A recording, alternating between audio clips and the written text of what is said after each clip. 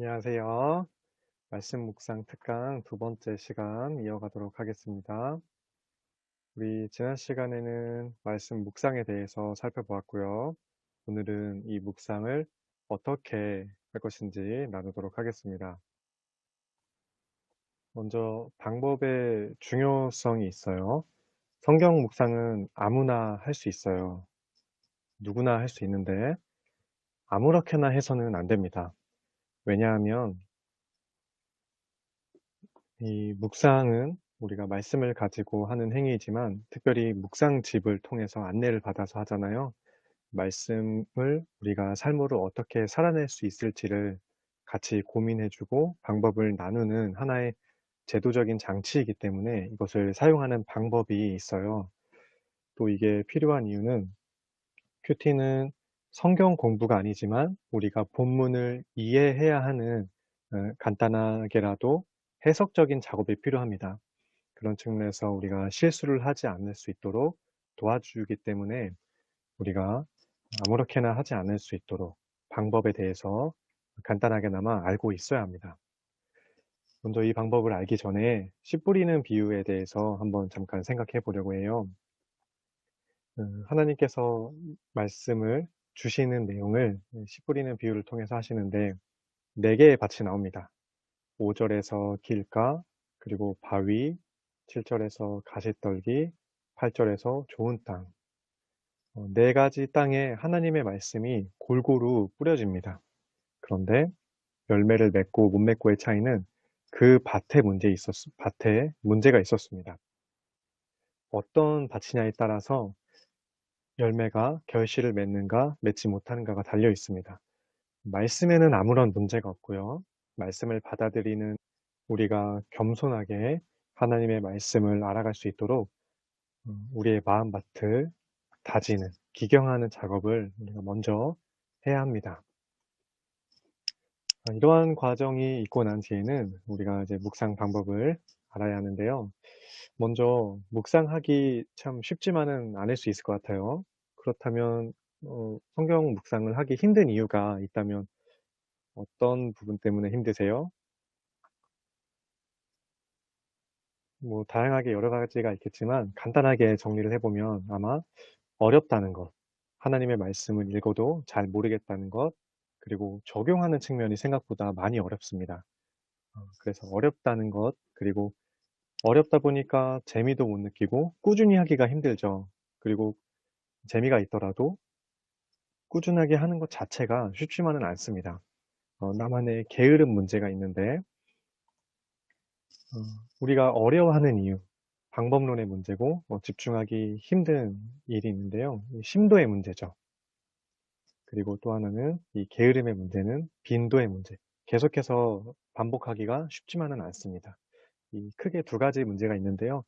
방법론을 알아가면서 이 심도 문제와 빈도 문제를 어떻게 해결할지, 빈도 문제는 우리가 마지막에 잠깐 다룰 거고요. 방법론을 다루면서 심도에 대해서, 심도를 더 높일 수 있는 방법들을 살펴보도록 하겠습니다. 먼저는 지난 시간에 잠깐 나누었던 것처럼 시간과 공간의 지성소, 따로 구별해둔 나만의 그런 장소가 필요한데요. 집중을 위해서 필요해요. 나와 하나님과의 교제를 위한 시간이기 때문에 많은 집중력을 요하죠. 그런데 이거는 지난번에 얘기했던 것처럼 여러 가지로 자기의 상황에 알맞게 해야 합니다. 누군가에게는 시간만 필요할 수도 있고, 누군가에게는 장소만 필요할 수도 있고요. 누군가에게는 이 둘 다 마련하기가 쉽지 않은데, 이러한 집중의 공간이 필요하지 않더라도 나는 하나님과 교제하는 데 문제가 없습니다. 저는 원래 복잡하고 뭐 시끄러운 곳에서도 집중을 잘 하는 편입니다. 각자의 기질과 또 성격에 따라서 맞춰서 하면 될 것 같습니다. 어, 이 시간과 공간의 지성소를 정해 놓았을 때 또 하나의 단점이 있어요. 장점이 크겠지만 시간을 정해 놨을 때 우리가 하지 못할 수도 있거든요. 그랬을 때 오는 죄책감, 그리고 공간을 마련했는데 음, 정말 나만의 공간이 아니면은 누군가가 또 들어올 수도 있죠. 그렇기 때문에 이 시간과 공간의 지성소를 마련하는 일은 각자의 상황과 또 성격에 알맞게 하시면 될 것 같습니다. 이 묵상에는 순서가 있어요. 먼저는 준비를 하는 겁니다. 집중을 하기 위한 환경을 조성하는 거죠. 시간과 공간에 지성소를 마련하는데 보통은 카페 아니면 집에서 하기가 쉬워요. 카페는 뭐 그렇다 치고 적당한 소음은 또 집중에 도움이 된다고 하잖아요. 집에서 하는 경우에는 가족에게도 내가 몇 시까지는 성경을 읽거나 내가 좀 집중할 시간이 필요하기 때문에 정해 놓은 시간까지는 방에 들어와 주지 않으셨으면 참 좋겠습니다. 집에서도 좀 그런 에티켓트를 지켜주시면 좋겠습니다. 부탁을 하는 것도 필요한 자세인 것 같습니다. 두 번째는 기도로 시작을 하는 겁니다. 내가 하나님의 말씀을 읽어 나가는 것이기 때문에 본문이 어떠한 말씀을 하는지 내가 본문을 잘 이해할 수 있도록 성령님 조명하여 주세요. 나에게 깨달음의 지혜를 주세요. 간절히 구하는 기도를 합니다. 그리고 세 번째로는 본문을 읽습니다. 본문을 읽을 때 꼼꼼히 읽는 게 굉장히 중요합니다. 고든 피라는 성경학자가 이렇게 얘기했어요. 많은 사람들이 본문을 꼼꼼히 읽는 단순한 일을 못하고 있다. 우리가 본문의 내용을 잘 알기 위해서는 꼼꼼히 읽어야 되죠. 그냥 흘려 읽으면 안 되는데 굉장히 단순한 일임에도 불구하고 의외로 이것을 하는 게 쉽지가 않습니다. 이 꼼꼼히 읽는 일을 위해서는 천천히 읽는 것도 하나의 방법이 될 수 있고요. 여러 번 반복해서 읽는 것, 그리고 밑줄을 그으면서 또는 메모를 하면서 읽는 것이 도움이 될 것 같습니다. 이렇게 본문의 내용을 꼼꼼히 읽으면서 내용을 파악합니다. 본문이 무엇을 말하는지를 파악하는 건데요.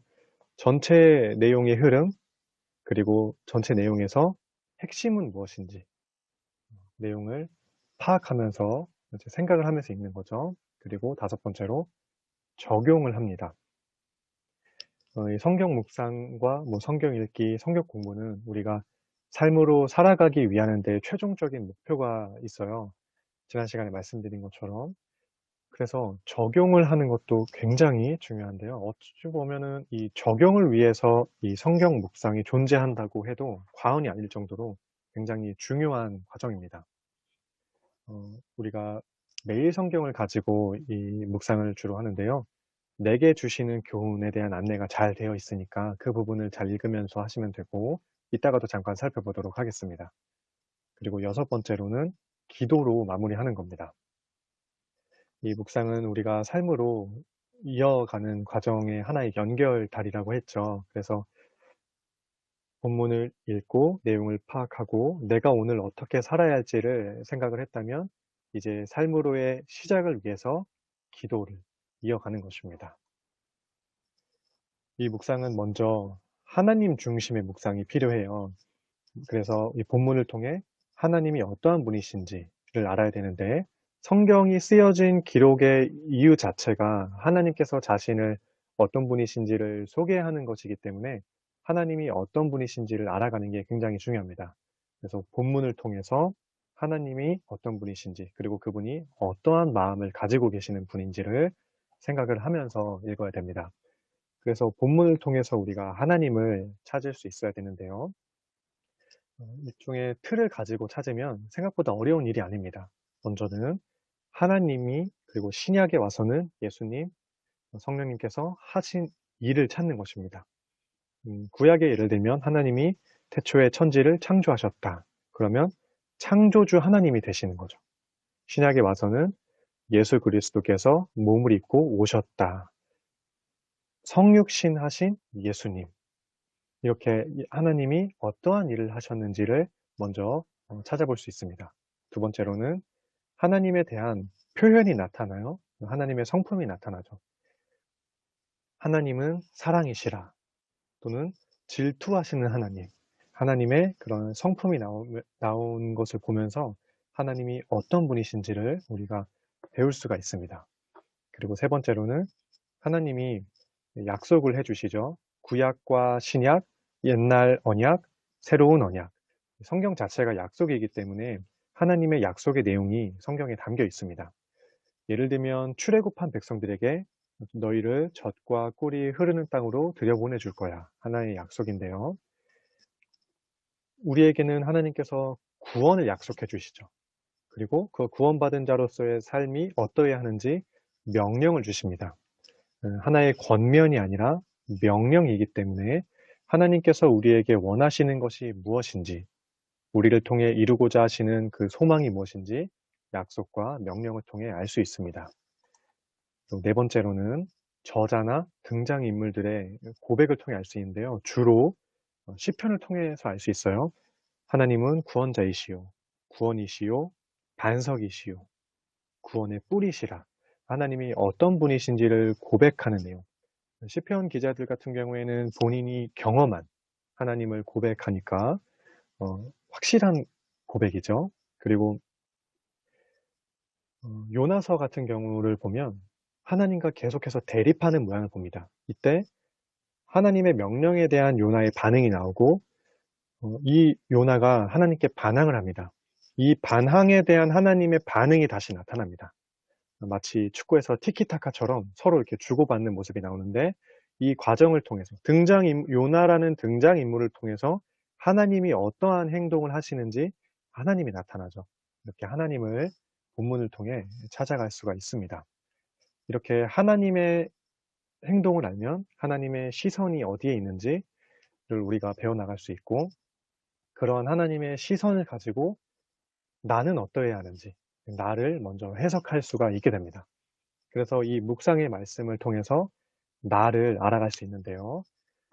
본문을 읽으면서 하나님의 시선을 통해서 그냥 나만의 시선이 아니라 이 환경의 관점이 아니라 하나님의 관점으로 나를 파악할 수 있습니다.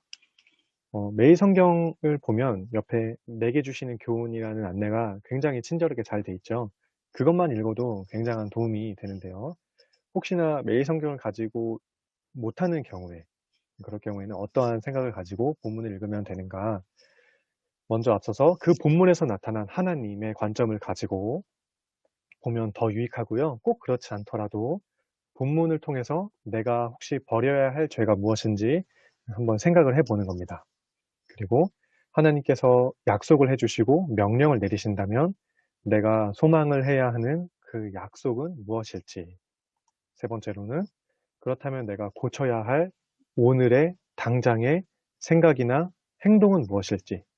혹시 나에게 잘못된 습관이 있다면 그것을 하나님의 관점에서 어떻게 고쳐나가는 것이 바를지를 한번 고민해 보는 겁니다. 하나님께서 명령을 주시기 때문에 순종을 해야 하는데 그 뜻이 무엇일지, 내가 어떠한 방법과 방편을 가지고 순종을 해 나갈 수 있을지를 깨달을 수가 있고요. 마찬가지로 인물들에게서 배울 점이 있습니다. 아브라함이나 모세나 다윗 다 훌륭한 인물인데요. 그들도 몇 번씩은 넘어졌던 사람들이에요. 그래서 그러한 넘어졌다가 일어나는 과정을 통해서 배울 수도 있고, 예를 들면 가룟 유다나 여러 바리새인들의 모습을 보면서 반면교사 삼을 점들도 많습니다. 아, 저러한 부분들은 정말 배우지 말아야지. 배우지 말아야 할 점을 통해서 우리가 배우는 점을 성경 말씀을 통해서 찾아볼 수가 있습니다. 다음으로 묵상의 적용 측면에서 우리가 알았다면 이제 삶으로 이어나가야 하는데요. 먼저는 나에게 적용을 하는 거예요. 가끔 말씀을 읽다 보면 이 말씀은 정말 제가 읽었어야 되는데 이럴 때가 있어요. 간단하게 얘기를 해드리면요. 저의 사례인데요. 제가 아내와 결혼 준비를 할 때 갈등이 있었어요. 그때 마침 담임 목사님의 말씀이 에베소서 말씀이었는데 제목이 아내들이여 였어요. 이거 여자친구가 들어야 되는데 아이고 이렇게 생각했어요. 저에게 적용할 생각을 아예 하지 못했습니다. 그런데 다음 주에 시급했습니다. 같은 에베소서의 말씀인데요. 제목이 남편들아. 그때 제가 하나님께 좀 이렇게 회개를 했고 저의 모자란 수준을 발견할 수 있었습니다. 그치. 아내들이여 라고 했다 하더라도 그 아내에게 주어진 권면의 말씀을 통해서 나는 어떻게 여성을 또 이해할 수 있고 아내된 분들의 자세를 통해서 남편 될 내가 아내를 어떻게 존중하고 배려해야 하는지 이렇게 나에게 적용할 수 있었어야 되는데 그러한 자세가 부족했던 거죠. 먼저 이 묵상을 나에게 적용할 때는 나에게부터 적용을 합니다. 나의 행동은 먼저 변화하지 않아요. 그래서 나의 생각, 내면에서 행동으로까지 변화를 일으킬 수 있도록 나의 내면의 변화를 먼저 적용해야 되고요. 그렇게 나에게 적용을 하면서 나에게뿐만 아니라 내가 속한 가정, 공동체, 사회, 국가, 세계, 우주적인 관점으로 반드시 확장을 해 나갈 수 있어야 됩니다. 세계 속에 속한 나, 국가 속에 속한 나, 공동체, 가정에 속한 나이기 때문에 적용은 나에게로부터 시작하되 반드시 확장시켜 나갈 수 있어야 합니다. 두 번째로는 구체적일 수 있으면 좋아요. 적용이 오늘 주신 말씀이 생각보다 적용이 쉽지만은 않기 때문에 구체적으로 생각을 하지 않으면 말씀을 내가 오늘 주어진 삶에서 살아내기가 생각보다 쉽지만은 않습니다. 그런데 구체적으로 하려고 생각을 하다 보면요. 적용할 거리들이 생각보다 가까이에 있습니다. 그래서 구체적으로 해보려고 하는 그런 생각을 해보시면 생각보다 적용이 어렵지만은 않다는 것을 알 수 있고요. 세 번째는 현실적으로 적용을 해야 돼요. 앞에 구체적인 것과 연관이 되는데요. 성경 말씀은 성경 인물들에게 현실의 삶에서 살아갈 수 있도록 주어졌죠. 우리도 오늘의 현실 속에서 성경 말씀을 살아갈 수 있도록 주어진 것이기 때문에 현실적으로, 구체적으로 얘기하면 가능한 일을 해야 합니다. 예를 들어서 우리가 구체적으로 적용할 때 사랑을 실천하라 했어요. 내가 오랫동안 연락하지 못한 지인들이 있다. 오랜만에 잘 지내고 있는지 한번 연락을 해보겠다라는 구체적인 적용을 생각을 했어요. 그런데 우리가 연락하지 못한 지인이 많을 수 있잖아요. 오늘 연락해야 되는 지인이 많더라도 뭐 30명, 40명 있더라도 오늘 해야 되는 양으로 줄여야 되는 거죠. 뭐 3명에서 4명 정도로. 그러니까 오늘 주시는 말씀, 오늘 내가 실현하려는 말씀의 적용이지만 며칠에 걸쳐서 나눠도 괜찮습니다. 하나님의 말씀은 우리가 평생 살아야 하는 것이기 때문에 적용의 시작이 오늘일 뿐이지 며칠에 걸쳐서 현실적으로 내가 적용을 할 수 있게 그렇게 나누는 지혜가 필요하고요. 이렇게 적용을 해 나갈 때는 주의점이 있습니다. 본문을 잘 읽어놓고 또 이해도 잘 했는데 정작 적용을 할 때는 동떨어진 적용을 할 때가 있어요. 여전히 나 중심에서 벗어나지 못하기 때문인데요. 보통 나에게 중요한 일이 있을 때 그런 경우가 있어요. 내일 모레 중요한 시험이 있을 때는 오늘부터 이 묵상조차 잘 안 됩니다. 내 중심의 상황에 많이 이제 집중할 수밖에 없는 상황이기 때문인데요. 이럴 때 사실 뭐 어떻게 해서든 적용하라. 저는 이렇게 권면드리고 싶진 않습니다.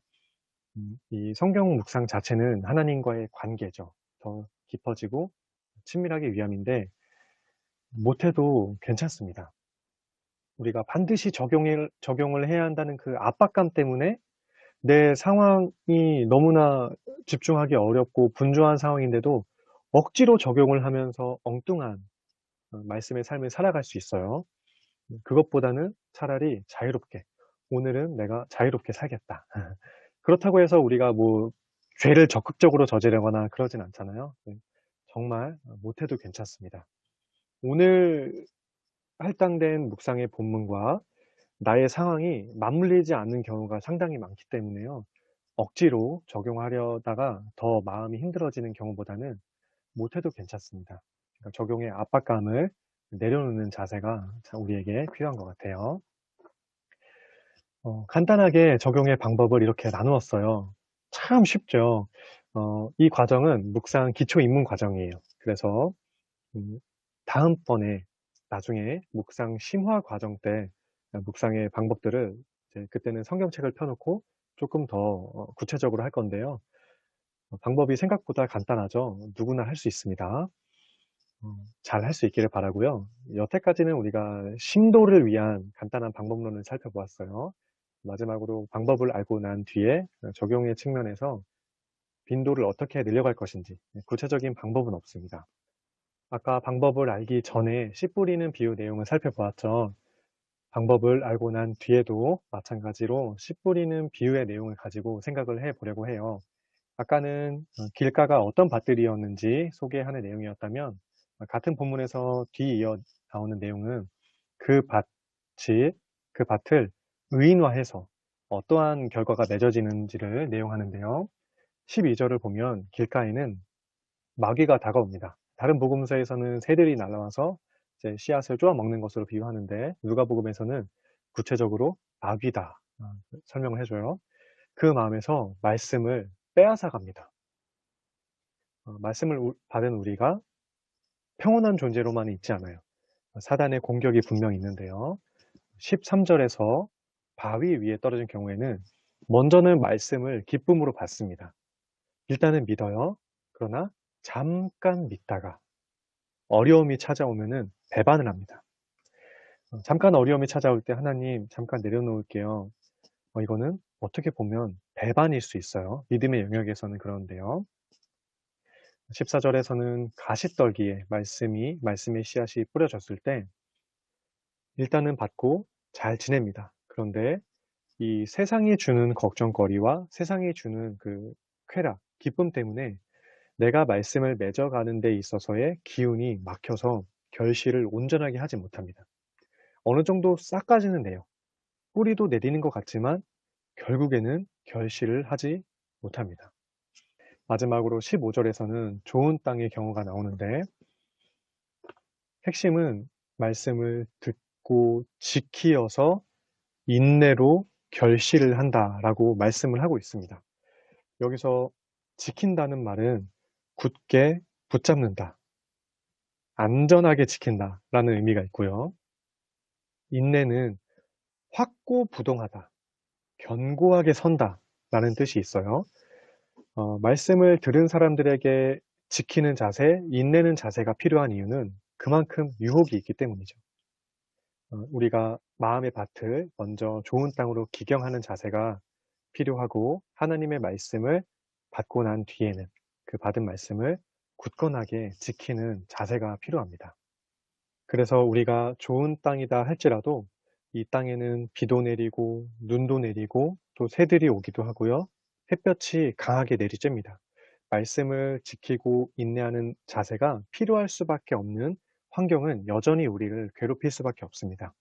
이 상황 가운데에서 우리가 쉽지 않더라도 내 마음속에는 여전히 말씀의 꽃을 피워나갈 수 있는 그 움직임의 자세, 꾸준한 성실성의 자세를 잃지 않는 저와 여러분이 되기를 소원합니다.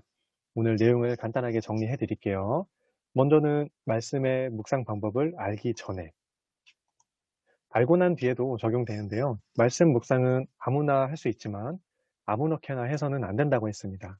그래서 우리의 마음 밭을 기경하는 겸손한 자세가 필요하고요. 말씀의 방법론을 다룰 때는 크게 심도 문제와 빈도 문제를 다루었는데요. 주로 심도를 다루었어요. 하나님 중심의 묵상을 해야 한다. 총체적으로 결론을 지어보면 결국 나 중심이 아니라 우리가 하나님을 알아가는 묵상. 그러면 내가 어떻게 살아가야 할지가 답이 나오기 때문에 하나님 중심의 묵상을 하고 삶의 적용으로 이어가는 방법이 필요하고요. 이러한 방법들을 알고 끝나면 안 되겠죠. 우리에게는 무엇보다 꾸준한 자세가 필요합니다. 방법은 조금 부족할 수 있고 꾸준하게 해 나가다 보면요, 또 요령이 생깁니다. 그래서 우리에게 필요한 자세가 바로 하나님 앞에 신실한 자세인데요.